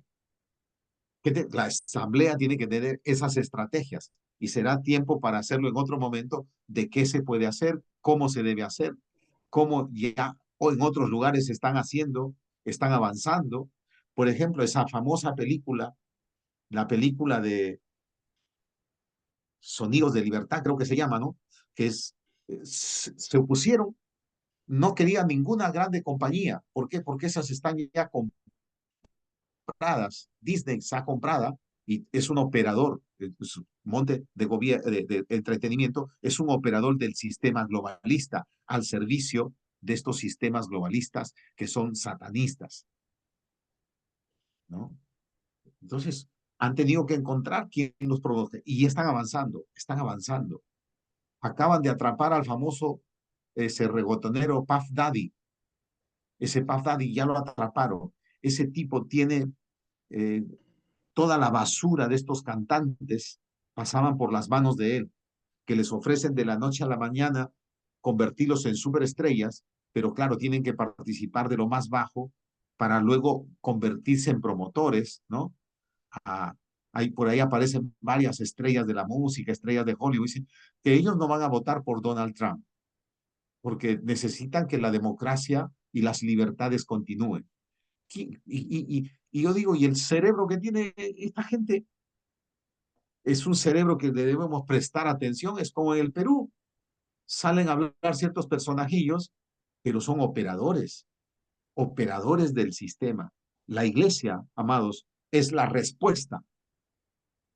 La iglesia es el método de Dios, es la respuesta de Dios, es la estrategia de Dios para la transformación de las naciones. Pero esa iglesia que se encierra en 4 paredes o en 4 muros, aquí nadie se apellida muro, ¿no? Esa iglesia que se automutila, que se aborta en su proceso, diciendo, no, ya no hay nada más que hacer, el pecado creció, aumentó la maldad. La iglesia no está entendiendo quién es, cuál es su identidad y por lo tanto, cuál es su propósito. Solo yo les digo en esta noche que la iglesia tiene un potencial ilimitado. Solo los dones, contra tales cosas no hay ley. No hay fuerza, no hay poder con los dones espirituales. Ahí está. Con los ministerios, servicios, ¿no? Y las operaciones. Adrián. Dale, Adrián, dale, vamos. Adrián. Amén, amén. Rasca donde pica. Se está poniendo bueno y bueno tener Hay aquí. nivel, buen nivel, buen tema, buen nivel. Hombre de Dios que han trascendido nuestra nación y una gran bendición, ¿no? Poder encontrarnos y dialogar, ¿no? Sobre cómo la iglesia, en el concepto bíblico, ya sea hebreo o griego, ¿no? En el concepto griego, eclesía, y en el concepto hebreo, tiene una característica de servicio público, pero cómo a través de la historia lo hemos hecho religioso. Entonces, la primera cosa que hemos sido cómplices, ¿no? Me incluyo ahí, como pastores, que hemos quedado solo en el plano religioso. Y eso está bien, pero para comenzar, ¿no? Pero ya viendo la situación en la que tenemos que sacudirnos y saber que la iglesia, ¿no? Como el tema lo ha señalado bien Carlos, está ilimitado, ¿no? Porque si uno ve la iglesia en el primer siglo, no solamente nace bajo el poder de Pilato, la iglesia nace bajo el poder de Dios, ¿no? Ya tenemos el credo ahí, ¿no? Pero a través de la historia, Constantino, hasta el día de hoy, la iglesia se institucionalizó, la iglesia fosilizó, pues, ¿no? Entonces, no, los modelos que tenemos nosotros, que hacer iglesia nos cae muy, muy grande, ¿no? Porque tenemos el modelo de iglesia anglosajón, americano, y modelos de iglesias, de eclesiologías que no hay compromisos, ¿no? Como la que plantea Hechos 1:8, ¿no? El martirio. No tenemos modelos de pastores martirizados. Claro, el camino no es por ahí, pero si nosotros vemos a un pastor como Martin Luther King, con solamente lanzar su letrero en la calle, ¿no? No al racismo, lo mataron. O el caso de Bonhoeffer, ¿no? Todos apoyaban a Hitler, al fascismo, y hoy estamos en un nuevo fascismo, y que la iglesia evangélica hace toda una cobertura ideológica de ello, aplaudimos. ¿Por qué? Porque hay toda una inocencia, una ingenuidad ideológica en la que nos sometemos a los poderes de turno. Entonces, históricamente en América Latina la iglesia ha sido cobertura ideológica de los sistemas de poderes en la que estamos siendo gobernados. Y no hay una acción crítica, ¿no? Una acción, una protesta profética. Porque la iglesia es una iglesia profética, una iglesia profética, digo, por la palabra, ¿no? O esa iglesia que es una apostólica y santa, ¿no? Esa iglesia de su esencia, ¿no? Su esencia de la iglesia es una, santa, apostólica, es enviada al mundo, ¿verdad? Pero estamos jugando al culto, pues, ¿no? Estamos jugando en competencia, estamos una fernanda evangélica, ¿no? Los pastores no quieren dejar el pastorado. Bueno, yo lo dejé hace 20 años, ¿no? El asunto ahorita hay otra opción, ¿no? Y es el reino, ¿no? Y el reino lo plantea el servicio. El reino no es el poder, el reino es el servicio. Porque Jesús camina el reino, pero lo hace de abajo, lo hace de la marginalidad, lo hace de Galilea. Y trastornó el mundo, trastornó las 3 culturas. Entonces la iglesia hoy está siempre apadrinada, la iglesia evangélica está siempre coqueteando con los poderes de turno, y en ese sentido, pues, la iglesia pierde su esencia, ¿no? Bueno, ese es mi humilde comentario que puedo reaccionar y en ese sentido provocar a que de verdad tengamos modelos como en otros sectores lo ha hecho, ¿no? En Centroamérica, por ejemplo, Romero planteó un tema en la que se optó, dejó la iglesia católica y optó por el campesinado a poder alzar la voz de los que no tienen, ¿no? De los que no tienen derecho, ¿no? Y ese clamor de justicia, ¿no? Ese clamor de misericordia hace falta hoy en la pastoral, en la que nosotros tenemos que estar inmencionados como un pueblo que cada vez está su rostro que está más pálido que nunca, ¿no? Entonces, yo creo que esas cositas nosotros ahora nos debe traer a nosotros a colación para aterrizar, ¿no? Aterrizar y decir, bueno, ¿qué estoy haciendo, no? Si la primera vez que Jesús va al templo dice, lo han convertido en mercado, y la segunda vez destruyenlo, entonces, ¿qué iglesia? O sea, ¿para qué me sirve la iglesia, no? Entonces, yo creo que hay cosas que tenemos que ir trabajando y en los desafíos y retos que tenemos, poder hacer toda una perspectiva en la que la iglesia aterrice, pero en esa iglesia del modelo del seguimiento a Jesús, ¿no? El seguimiento para no caer en una eclesiología, en un iglesismo, donde, bueno, yo soy la iglesia más grande del mundo, ¿no? O que el Perú tenga, yo soy la iglesia del millón, y el Perú está más podrido, y el Perú está más corrupto, y en América Latina la corrupción no es pecado, ni la mentira es pecado en América Latina. Y los evangélicos lo aplauden, ¿no? Yo voto por el menos corrupto, dice, ¿no? Entonces, ¿dónde estamos, no? Una ética situacionalista, una ética relativista, y donde no los evangelios, no sí o no. No hay esa radicalidad en la que de verdad yo ya me he puesto al costado, ya a mi edad que tengo también, 66, ya, ¿qué tengo que perder, no? O sea, no, ya no estoy buscando otra cosa, ¿no? Pero yo lo dejo Tenga esto esperanza, tenga esperanza. Yo la lo que paciencia. diría, Heredia, yo lo que diría, pensando ya en el tema mismo de la hora, No, tranquilo. yo les comparto esto con el único anhelo en mi corazón y el deseo de que hagamos una pausa, como yo, en mi experiencia, vuelvo mi rostro a la pared y le pregunto al Señor y vengo en el Señor a buscar en Él respuestas y abro mi mente, ¿no? ¿Qué otros temas se deben tocar? Como dijo nuestro amigo Serapio, ¿y cuántos deberían escucharlo? Son temas, no son temas para multitudes, son temas para grupos de personas que empiezan a tomar un interés y asumir un compromiso de procesos, porque ese preparar el potencial es un proceso, no hay varita mágica. Lamentablemente la iglesia ha entrado a la misma corriente que hay en la sociedad, que creemos que hay varita mágica y las cosas van a cambiar de la noche a la mañana. Tenemos que aprender a tener planes y esos planes tienen que estar con objetivos, como lo dije el otro día, ¿no? En la reunión. ¿Qué clase de sociedad queremos tener? ¿Qué clase de individuos queremos tener? Incluye las leyes correctas, incluye una educación con los principios que están en la escritura, porque si no, solamente son el producto, ¿no? ¿Qué sistema de justicia queremos tener? Hoy estamos sufriendo, es global, porque hemos estado siempre pasando por situaciones, ¿no? En el mundo, y eso ha sido.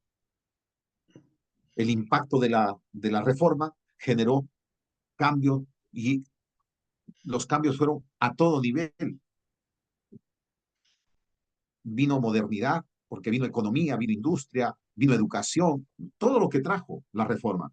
Pero luego vino la batalla con el famoso siglo del racionalismo y muchos líderes se hicieron para atrás, porque los otros de manera astuta trataron de que nosotros demos alguna explicación racional, por ejemplo, de la Trinidad, de verdades que nosotros las vivimos y las aceptamos por fe, ¿no es cierto? Entonces, es un reto, es un desafío tomar tiempo para pensar en estos temas. Y a veces el pastor pues está tan ocupado tratando de mantener la iglesia, de que salga adelante la iglesia, y recordar que los pastores vivimos del ministerio. Si la iglesia no funciona, ¿desde qué vivimos? Entonces, no hay tiempo para pensar muchas veces en lo otro. Oh, Entonces, estos espacios son sumamente importantes. bien, mi hermano, ten esperanza y ten esperanza.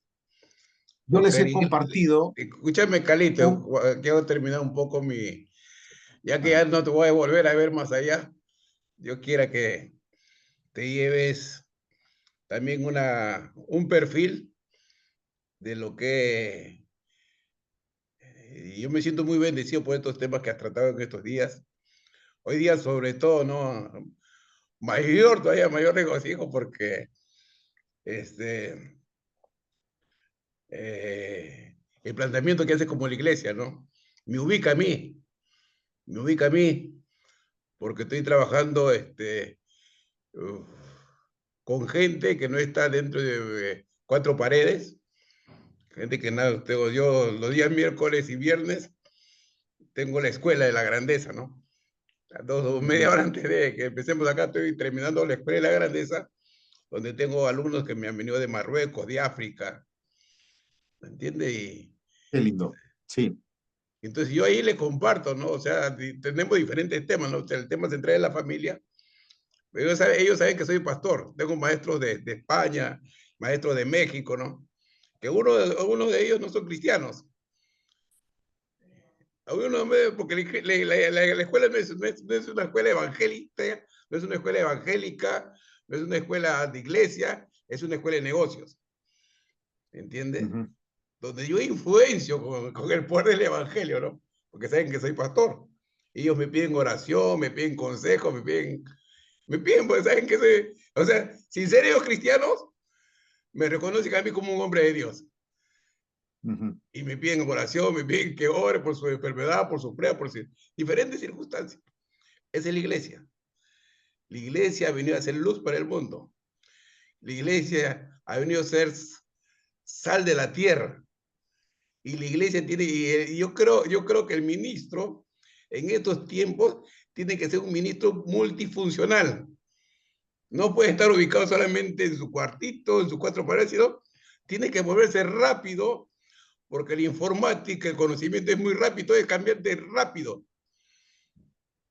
Rápidos son los cambios en estos tiempos, ¿no? Y si tú te ganaste atrás, ¿no?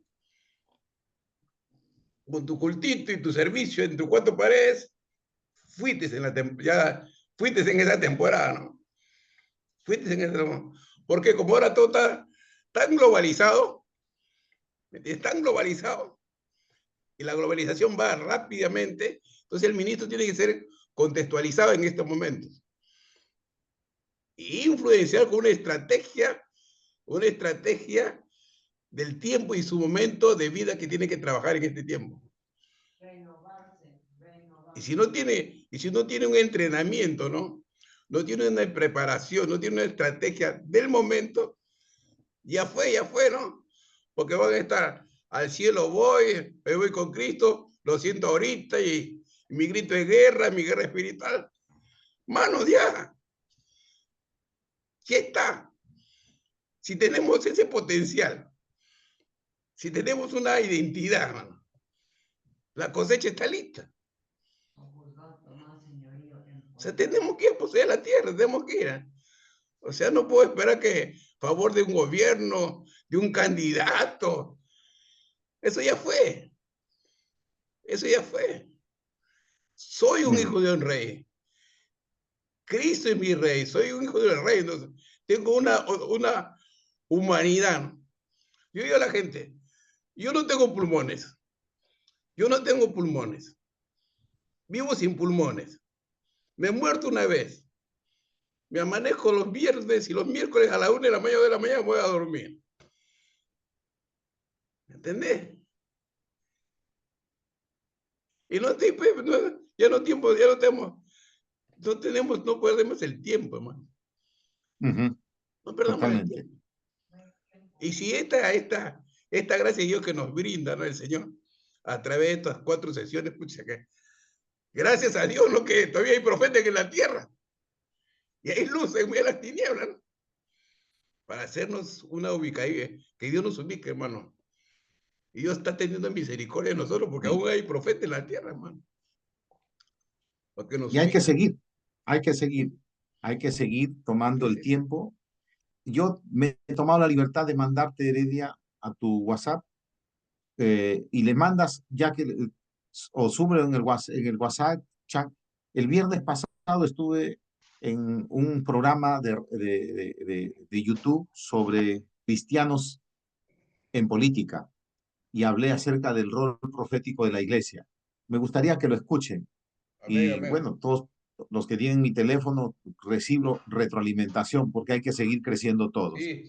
Ahí compárteles, está en YouTube, es directo nada más, le ponen y va a entrar. Un poquito largo, pero hemos hablado sobre ese rol, porque eso es, quería compartirlo a raíz de lo que dijo Adrián.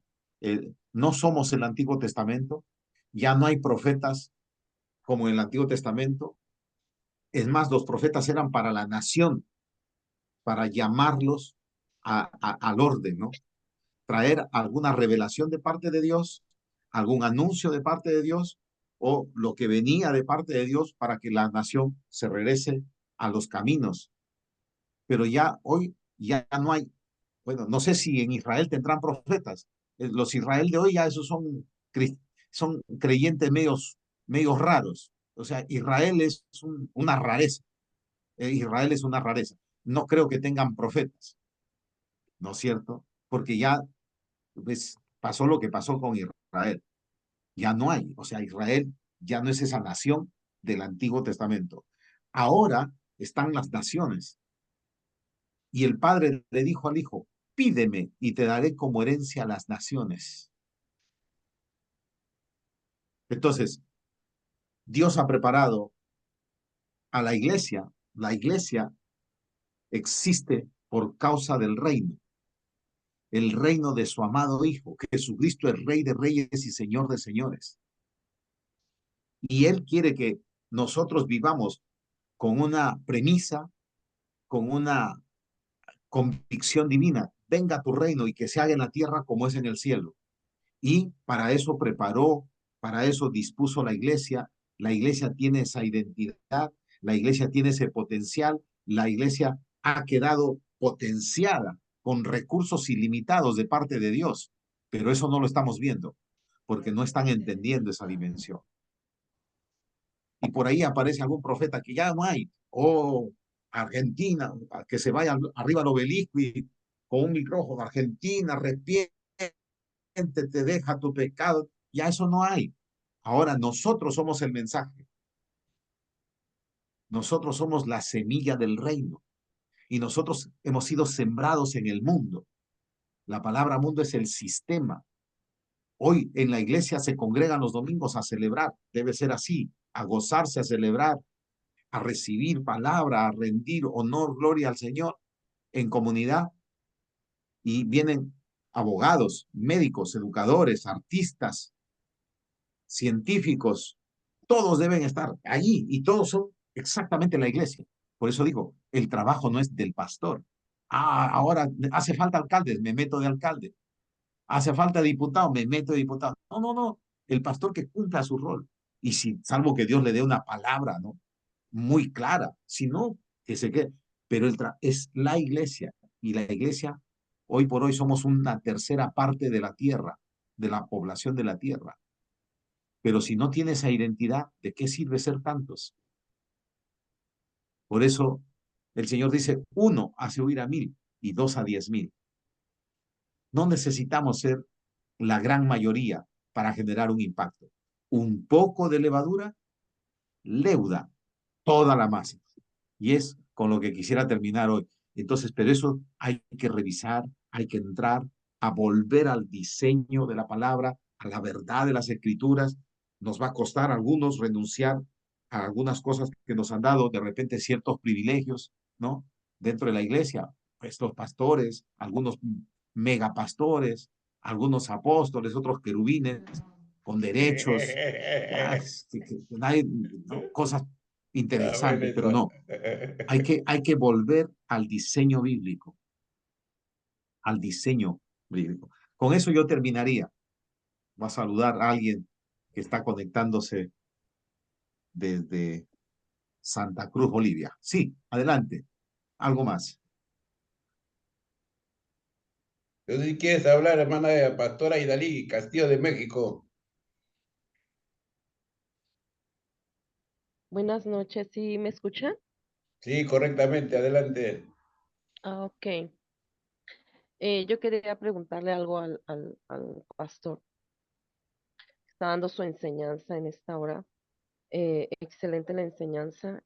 Sí, la iglesia necesita situarse en la identidad para saber quién es, hacia dónde va y cuál es su propósito en esta tierra, que a veces nos olvidamos. Y realmente las armas, lo que hablaba él es verdad. A veces no tomamos las armas espirituales, no las sabemos ejercer porque lo que decía él, no hay entrenamiento, no hay capacitación. Y eso es algo que falta en las iglesias. Y hay diversidad de teologías, hay diversidad de opiniones humanas, diversidad.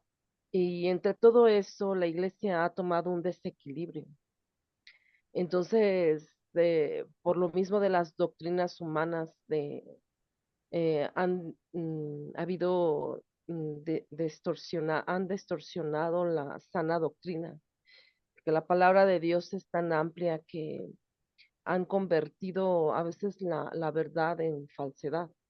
Y eso es algo que la iglesia ha tenido obstáculos para poder tener una identidad plena, porque no sobre todos ha venido la revelación. La palabra de Dios a través de su Espíritu Santo tiene que tener la revelación de parte del Espíritu Santo en la palabra. Entonces, no sobre todos viene el Espíritu de Dios para revelarles la palabra. Entonces, esa es una causa, un problema, porque cada quien enseña a su forma, a su entendimiento, y eso ha pasado, ha afectado la identidad de las iglesias. Ok, mi pregunta hacia el pastor es esta. ¿Usted, usted cree que todavía los 5 ministerios se ejercen en este tiempo? La palabra ministerio es la palabra servicio. Los servicios siguen activos. Además, este pasaje está escrito de una manera tan interesante. Dice que el que ascendió, me gustaría mostrarle gráficamente, deme un segundito.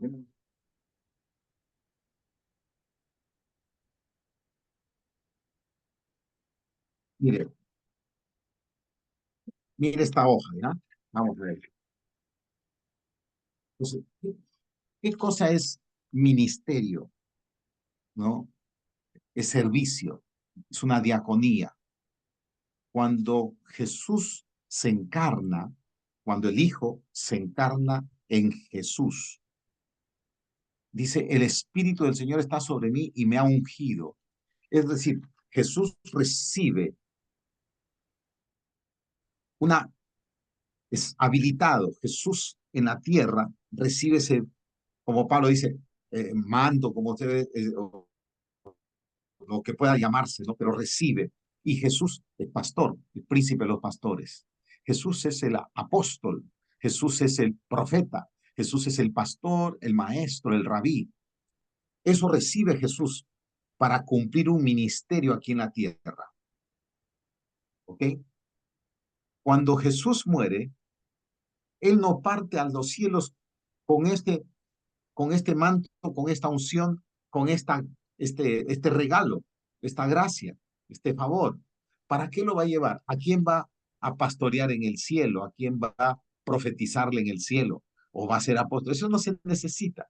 Entonces, Él lo dejó en la tierra, pero no lo dejó sobre una persona, ¿no? Entonces, lo dejó. Ahí está, ¿no? Vamos. Ahí está, lo distribuye en 5. Eso a unos, apóstoles, profetas, evangelistas, pastores y maestros. Ahora la cosa es, ¿cuál de estos es mayor que el otro? ¿El maestro es mayor que el pastor? ¿El pastor es mayor que el profeta? ¿El apóstol es mayor que el pastor? Estas corrientes últimas que han salido de los corrientes apostólicas, que si no estás bajo un apóstol, no tienes cobertura, no vas a detener al avance del diablo y tanta cosa. No, estos son servicios. Y Jesús fue lo que usó para llevar a cabo su ministerio. Él terminó y el que descendió es el que también ascendió y dio regalos a los hombres. Y esto lo hemos recibido por regalo. No soy pastor porque me fui al seminario, el seminario me dio las herramientas. Soy pastor porque llegué a la convicción interna y luego la confirmación externa que tengo la unción, tengo esa gracia, ese don, ese regalo de este servicio para servir como pastor. Eso ya desde hace casi 40 años. Y no me he servido del pastorado, sino que sirvo como pastor. Pastor maestro. Y uno va cumpliendo distintos roles. Entonces, esta revelación lo dice, ¿no? Que fue antes. Y ahora miremos, pues, ¿quién era Bartolomé? ¿Quién era un Pedro? Ni siquiera fueron a la escuela de los rabinos, pero tenían un rol. Y la iglesia tenía que comenzar con apóstoles, que son enviados. Y enviados para que el evangelio corra. Y algunos no quisieron salir de Jerusalén, ¿no es cierto? Entonces, con la persecución salieron obligados, porque ser apóstol significa ser enviado. Y no es enviados a hacer negocios, sino es a llevar para establecer lo que el Señor ha encargado. Pero ellos solos no pueden hacer el trabajo, porque Dios no le dio a uno todo, sino a todos. Lo que ha sucedido es que han creado en el camino corrientes, desde el siglo pasado, una corriente apostólica, como que si son especies de jerarcas, una jerarquía en la iglesia o algo así. Y eso sí es antibíblico. Y otros han salido a hacer una doctrina de reacción a eso, en vez de volver a una doctrina que es bíblica. Y eso no fue ahora. Ya en Apocalipsis dice, esos que dicen que son apóstoles y no lo son. O sea, eso ha sido una corriente de querer, pues, atribuirse algo de ser una especie de autoridad en la iglesia. No, la iglesia es la autoridad, la asamblea. Y dentro de la asamblea están todos los servicios, porque tenemos que perfeccionar a los santos. Perfeccionar a los santos. Entonces, hay teologías, tú dijiste, que son reacciones a otras teologías, pero no es una teología bíblica enseñando el diseño, el modelo bíblico. Yo creo que vamos a entrar a un tiempo de reforma. Estamos entrando a un tiempo de reforma. Se dio una reforma a través de los siglos se han dado reformas, ¿no? Quizás la última, la más fuerte que se han dado es la que se dio con Lutero, con Calvino y Zwinglio. Pero hoy necesitamos, porque tenemos que plantearnos en distintas áreas, lo que tenemos, ¿es bíblico o es histórico? Y hay muchas cosas que manejamos porque es histórico, pero no es bíblico. Entonces, yo creo, mi hermana, tratando de darle mi punto de vista, tal como dice la Escritura, si solamente sería para la época de, él tuvo 12 y no más, entonces, ¿de dónde sacaron uno más? Porque tuvieron que tener el sucesor de Judas. ¿De dónde apareció otros, como Pablo y otros más? ¿De dónde aparecieron? No, Bernabé. entonces fue solamente para el primer siglo. No hay fundamento que diga que fue para el primer siglo. Lo que pasa es que se quiere justificar, ¿no? Eh, algunas corrientes que también hay. Pero mientras acá diga para perfeccionar a los santos, entonces necesitamos esos servicios. Y no necesitamos jefes, no necesitamos que alguien se convierta por ser el pastor que tiene la iglesia más grande, el pastor que hay que reverenciar o qué sé yo, o ya pase a otro nivel como la corriente apostólica. Eso, con todo el respeto a los amigos que tengo y que han trascendido un poco o transitado por esos caminos, yo solamente les digo, bueno, yo voy a seguir respetando la gracia de Dios que hay en tu vida, pero no voy a permitir que cuando me corresponda a mí, dar lugar a lo que no debo dar lugar, desde lo que Dios me encarga a mí, ¿no? Espero no tener que entrar en contienda, pero siempre digo, volvamos a la palabra, ¿no? Es muy reconocido el pastor. Es más, tenemos como eclesiología el pastor y la iglesia local. Pero les pregunto y los dejo para que lo estudien. ¿Eso es un modelo bíblico o es un modelo histórico? ¿Qué hacía Pablo cada iglesia que levantaba? Está en la Biblia. Capacitaba, preparaba más. Y levantaba, dice, y establecía a los Ancianos, ancianos. Ancianos. ancianos. Habla en plural. Y ese es un ¿No? tema para estudiar. Sí, no había pastor Porque hay, local, no había pastor local, había entonces, ancianos. esto es todo un reto. Por eso es que quizás es parte de la falencia de por qué no estamos perfeccionando al cuerpo de Cristo. Y claro, pensar que en una iglesia local que estoy empezando yo en mi barrio, o unas 20 personas aquí entre nosotros, nos repartimos, este es apóstol, profeta, pastor, maestro, porque tenemos que tener todo, tampoco es así. La iglesia es un cuerpo y mayormente en aquellos tiempos era un cuerpo de ciudad. La iglesia de Éfeso, la iglesia de Tesalónica, la iglesia de Corinto, ¿no? Hoy tenemos en una calle 2, 3 iglesias. ¿Y qué significa? Que todas haya que tener de todo. Bueno, esos son temas que tenemos que revisar y aprender a respetar y honrarlos, como dicen, ¿no? Honrar cada manto, cada unción, pero dentro de lo establecido por Dios. Estamos camino a una reforma. Yo me considero un reformador. Yo creo que Dios me dio ese rol en mi ministerio después de haber hecho el trabajo pastoral, ¿no? Fui pastor, fundador de iglesia, fui pastor de iglesia denominacional, entiendo la vida denominacional, fui líder, ¿no?, de la iglesia del Perú, porque fui directivo del Concilio Nacional Evangélico los años 90, entendí, he sido misionero en 7 países de América Latina, ¿no? Misio es una palabra que tiene que ver con el latín, pero ¿qué significa eso en griego, no? Entonces, y también tuve la oportunidad de pastorear al lado de un gran hombre, experimenté lo que es estar en una mega iglesia, 5,000 personas. Entonces, gracias Señor.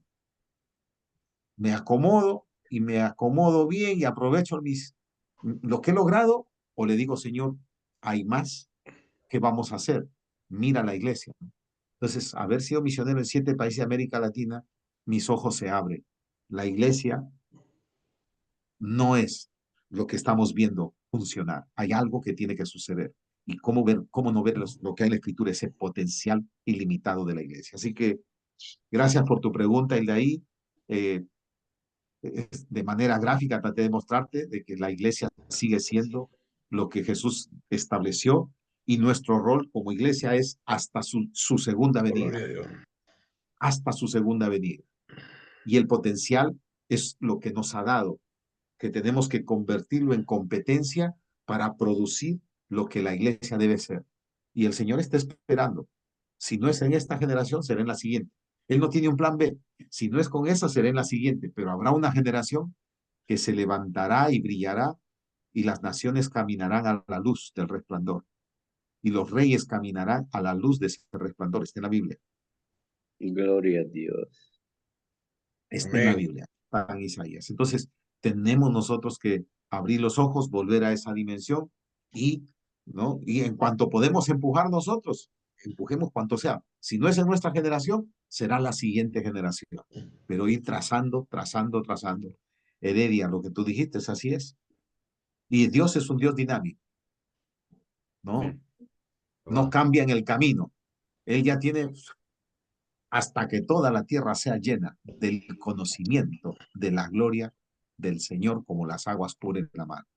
Vendrá el día donde solo los duros de corazón, es los que ya están destinados para ese yo, no reconocerán, pero Dios está para mostrarse y se muestra a través de sus hijos. Por eso somos sal y luz. Gloria a Heredia, Dios. Gerardo Tello, ¿y qué más bienvenido, sigue? Gerardo Tello, el legislador. ¿Cómo estás, amado Ese Gerardo, pastor amén. Heredia? ¿Cómo anda, Eh, Gerardo? muy, ¿Qué te muy, va? muy interesante la apreciación de nuestro amado amigo Carlos. Yo tengo también una apreciación muy cerca, muy relacionado con lo que acaba de hablar Carlos. Y el fundamento bíblico lo tengo en el libro de Génesis, capítulo 1, versículo 28, cuando dice, y los bendijo Dios y les dijo, fructificad y multiplicaos, llenad la tierra y sojuzgadla y señoread en los peces del mar, en las aves de los cielos y en todas las bestias que se mueven. Eh, a su vez, en este pasaje bíblico también nuestro Dios dijo que nosotros somos la imagen y la semejanza de Dios. Para muchos ministros, esto era un bombazo en el cerebro que hasta ahora muchos no lo siguen asimilando. Y la raíz de todo empieza ahí. Cuando yo como hombre de Dios, hijo de Dios, en este nuevo pacto, porque la Biblia se compone de dos pactos, el antiguo donde son pueblo de Dios y en el nuevo somos hijos. Entonces, en este punto, ya en el Génesis, en el inicio de todas las cosas, Dios ya está dando la identidad al hombre, al ser humano, que somos su imagen y su semejanza. Y esto es muy profundo porque de ahí nace el potencial, porque yo no soy la imagen de fulano, de mengano, y es más, yo no soy la imagen de mi padre, ni de mi madre, soy la imagen de Dios. Y de ahí tengo que partir para poder disertar enseñanzas con hermenéutica, con interpretación correcta. Tengo que partir de ahí. Usted y yo somos la imagen de Dios. No somos la imagen de un loco, de un esquizofrénico, o de no sabe, no sé quién. Somos la imagen de Dios. Y si yo soy la imagen y la semejanza de Dios, entonces, así como Dios creó las cosas, también podemos crear y hemos visto cómo en la trayectoria de la humanidad, cómo se han venido creando un montón de cosas. Entonces, pero aquí añado otro punto, de que aquí la misma escritura dice que Dios le dio al hombre para que lo sojuzgue, para que gobierne. ¿Y qué tenemos que gobernar? La creación, administrar. Nosotros, la Biblia dice que somos administradores, mayordomos de todas las cosas que están en la tierra.